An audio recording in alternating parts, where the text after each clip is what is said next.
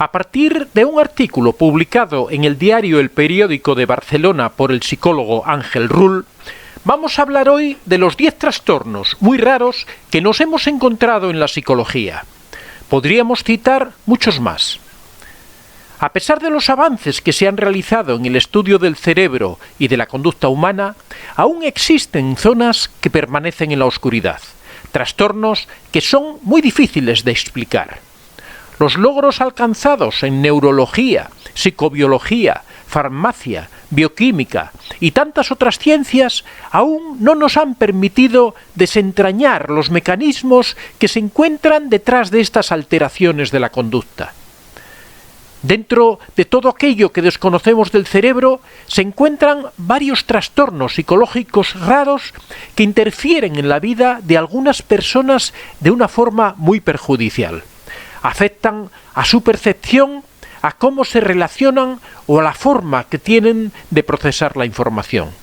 No son comunes dentro de la población general, pero todo aquel que lo sufre nota cómo su rutina diaria está completamente alterada. El número de enfermedades, tanto físicas como mentales, es cada vez más amplio.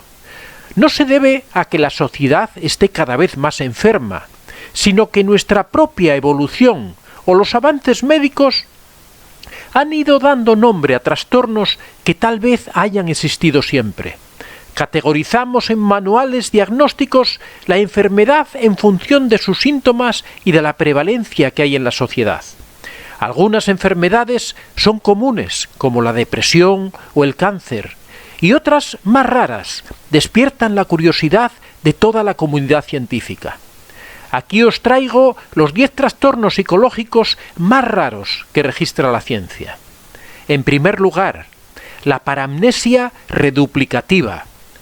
El término paramnesia reduplicativa hace referencia al trastorno por el cual surge en la mente de una persona el falso convencimiento de que un lugar que le resulta familiar al paciente existe en más de una localización física. Por ejemplo, el paciente puede insistir en que el hospital en que se encuentra ingresado ha sido duplicado y cambiado de ubicación y que ambos coexisten al mismo tiempo con el mismo nombre, idénticos y con las mismas personas. Esto crea una especie de sensación de mundos paralelos. El primer caso fue descubierto en 1903 por el neurólogo Arnold Pick. Los científicos han comprobado que suele ocurrir varios meses después de una lesión cerebral o en personas que tienen un trastorno psicótico grave. En segundo lugar, síndrome de Fréjoli. El síndrome de Fréjoli es un delirio consistente en la creencia de que una o varias personas conocidas están siendo suplantadas por alguien que utiliza un disfraz o cambia de apariencia de otro modo. Frecuentemente se asocia con un componente paranoide, ya que las personas con síndrome de Fréjoli suelen pensar que el suplantador las persigue para hacerles daño o al menos para perjudicarles. Se trata de un delirio monotemático clasificado dentro de la categoría de los que conocemos como delirios de falsa identificación. Se relaciona con trastornos como la psicosis, la demencia y las lesiones cerebrales. Como otros delirios similares, el síndrome de Fréjoli está asociado con un déficit en el reconocimiento de caras. La percepción de rostros desconocidos dispararía la identificación errónea de estos con otros más familiares, habitualmente seres queridos o celebridades. También puede estar influido por otros sentidos como la audición y el olfato. En tercer lugar, el síndrome de Pica. El trastorno de Pica consiste en una ingestión repetida y persistente, durante un mes como mínimo, de sustancias no nutritivas. Se considera una conducta inapropiada considerando la edad o el grado de desarrollo del individuo y la cultura a la que pertenece. Arena, yeso, pintura, cabellos o ropa son solo algunas de las cosas que llegan a ingerir quienes sufren esta patología.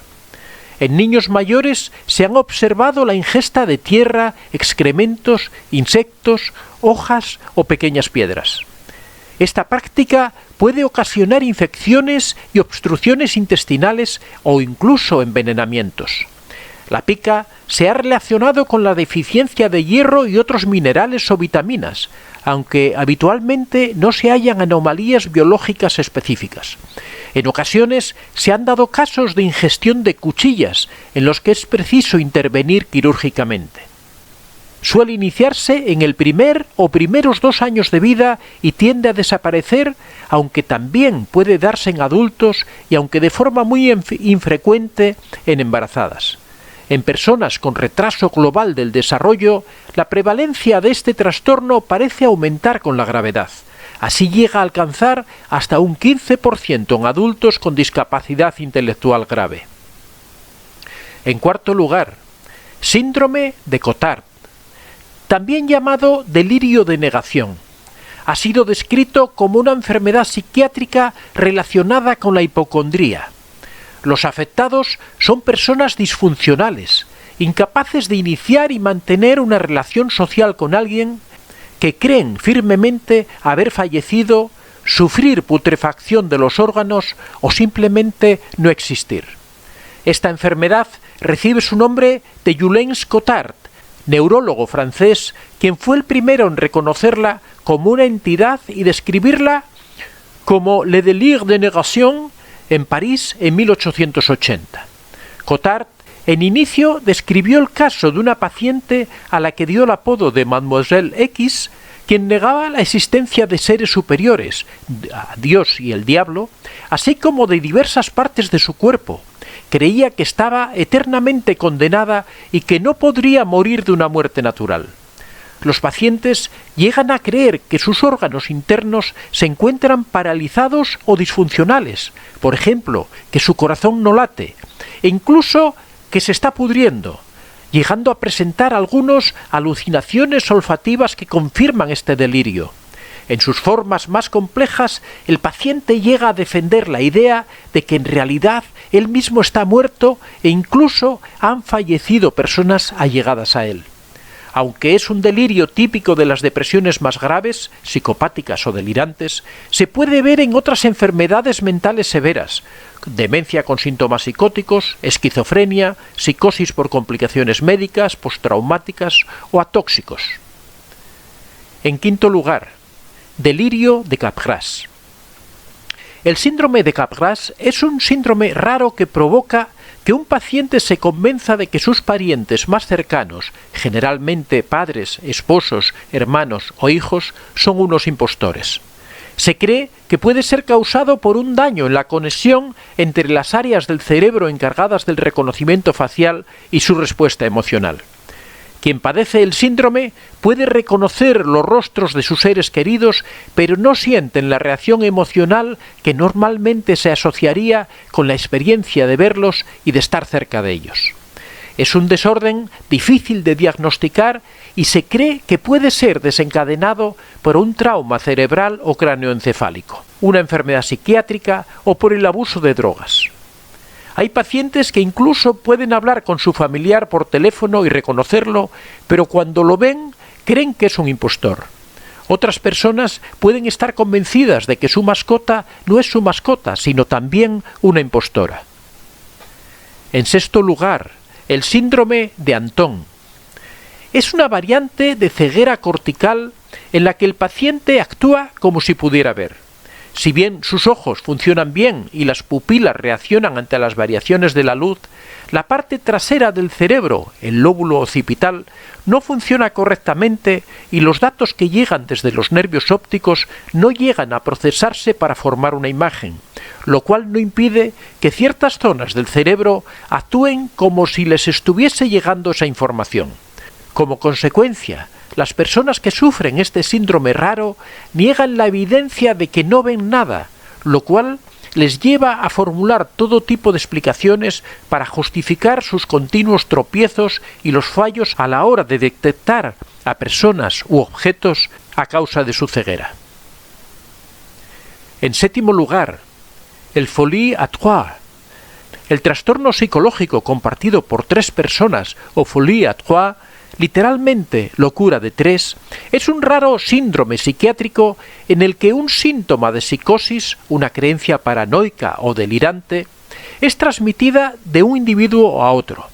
El mismo síndrome compartido por 2 personas se denomina folie à 2 y cuando ocurre a más individuos puede llamarse folie à famille o incluso folie à plusieurs, que sería la locura de muchos. En octavo lugar, la boantropía. La boantropía es un trastorno psicológico en el que un ser humano se cree un bovino, es decir, una vaca o un toro. El caso más famoso de la boantropía ocurrió en el rey Nabucodonosor, rey babilónico, que en el libro de Daniel fue expulsado de los hombres y comió hierba como bueyes. El trastorno generalmente comienza convirtiéndose en vegetariano. Comienza como una especie de sueño en el que la persona después comienza a gemir como un buey incontrolablemente y adquiere un sabor extraño de hierba en la boca. Se despierta en un campo en alguna parte incapaz de hacer nada. Se ven obligados a gatear a 4 patas, solo comen hierba y verduras, pero prefieren no usar sus manos. Se desconoce la causa exacta de la boantropía, pero se cree que es una manifestación de ansiedad de un componente clave. También es posible que este estado esté relacionado con la hinopsis en individuos susceptibles. En noveno lugar, trastorno de la integridad corporal. El trastorno de identidad de la integridad corporal es una enfermedad psiquiátrica que provoca en el individuo afectado un irresistible deseo por amputarse una o más extremidades sanas de su cuerpo. Una persona que sufre de trastorno de la integridad corporal desea tener amputadas una o más de sus extremidades. Aunque la definición oficial del desorden de identidad de la integridad corporal precisa que es sólo el deseo de amputación, la enfermedad podría incluir la necesidad de otros impedimentos, como la paraplegia. En décimo lugar, el síndrome de Jerusalén. El síndrome de Jerusalén es un trastorno psicológico que afecta a los turistas que visitan Jerusalén y a quienes allí habitan. Esta alteración se parece a la psicosis. En los casos más graves pueden darse delirios y alucinaciones. Normalmente, la gente que tiene este síndrome se identifica con personajes bíblicos y actúan imitando lo que de ellos conocen. Algunos de los personajes con los que se suelen identificar son Moisés, el rey David, Jesús de Nazaret y Juan el Bautista. Los hombres tienden a emular a personajes masculinos, mientras que las mujeres emulan a personajes femeninos. La religión profesada también influye, ya que los cristianos suelen identificarse con personajes del Nuevo Testamento, mientras que los judíos, para los que este libro no forma parte de sus creencias, imitan a personajes del Antiguo Testamento. A modo de resumen, he de indicar que estos solo son algunos ejemplos de trastornos raros y llamativos de la conducta humana. Existen muchos más. Si estáis interesados en conocer otros trastornos, dejadme vuestra sugerencia en los comentarios y publicaré más artículos sobre este tema. Soy Antonio de Vicente. Si te ha gustado este vídeo puedes dar al like y si aún no estás suscrito puedes hacerlo y activar la campanita para recibir notificaciones de nuevos vídeos. Si deseas dejar algún comentario o sugerir algún tema, puedes hacerlo en la caja de los comentarios. Muchas gracias a todos y que seáis realmente muy felices.